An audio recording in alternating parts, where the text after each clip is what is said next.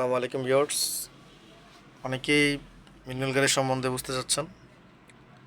Auto গাড়ি অনেকেই চালাতে পারেন, যারা ম্যানুয়াল গাড়ি সম্বন্ধে বুঝেন না তাদের জন্য এটা আমার ফার্স্ট পার্ট।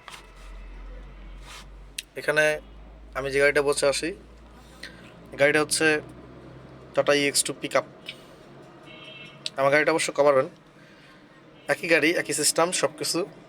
যারা অটো গাড়ি চালাতে পারেন, ম্যানুয়াল গাড়ি সম্বন্ধে বুঝেন না তাদের জন্য আমার এই টিউটোরিয়ালটা।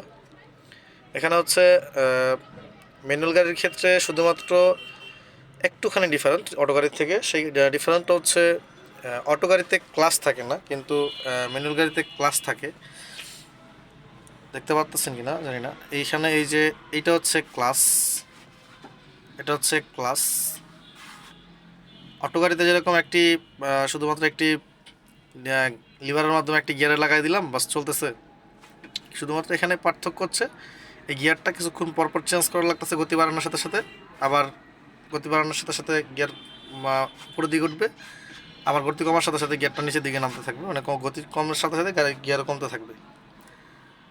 এইটা হচ্ছে গিয়ার লিভার, এটা হচ্ছে গিয়ার লিভার। এখানে আপনারা একটু খেয়াল করলে পারবেন, ফোকাস এই যে এখানে এই যে লিভারটা আছে, লিভারটার ক্লাসে পাড়া দিয়া যখন আমি এই দিকে চাপ দিয়া উপরের দিকে দিব, তখন সামনের দিকে দিল আর কি, 1 নাম্বার গিয়ারে লাগছে। আর আবার পুনরায় ক্লাসে পাড়া দিয়া পিছনের দিকে টান দিলে এটা 2 নাম্বার গিয়ার।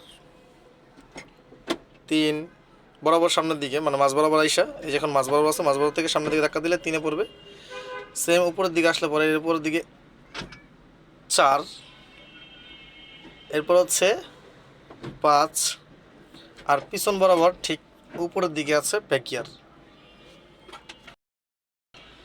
এই হচ্ছে ব্যাক গিয়ার উপরের দিকে। আর যতগুলা গিয়ার চেঞ্জ করতে হবে সবগুলা গিয়ার চেঞ্জ করার সময় অবশ্যই ক্লাসে পাড়া দিতে হবে, নয়তো বা গিয়ারটা স্মুথলি লাগবে না, ফলাফল গিয়ার বক্স নষ্ট হতে পারে। এই ক্লাসের কাজটা শুধুমাত্র এখানে এক্সট্রা, আর বাদ বাকি কাজ সব কিছু ঠিকঠাক আছে, একই আছে ইনশাল্লাহ। তারপরে যদি কারো কোনো প্রশ্ন থাকে আমার পেজে নক করতে পারেন, আমার মেসেঞ্জারে নক করতে পারেন, মেসেজ কমেন্টসে নক করতে পারেন। ইনশাল্লাহ আমি চেষ্টা করবো আপনাদের প্রশ্ন জবাব দেওয়ার। ধন্যবাদ। আসসালামু আলাইকুম।